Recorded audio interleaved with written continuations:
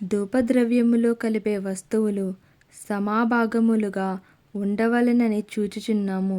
అనేకులు సమకూడి ప్రార్థించే ప్రార్థనా కూటములో ఎక్కువగా ఫలితాలను ఆశించినట్లయితే ప్రార్థనా సహవాసములో కూడుకునే వారంతా ఒకే విధమైన ఆధ్యాత్మిక స్థితులు గలవారై ఉండవలెను.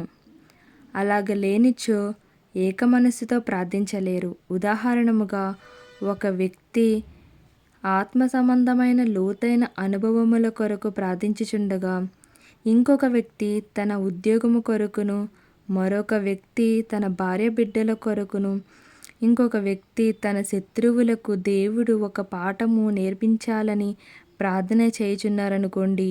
ఇటువంటి వివిధ అవస్థలను బట్టి ప్రార్థనలో ఏక మనసు ఉండదు.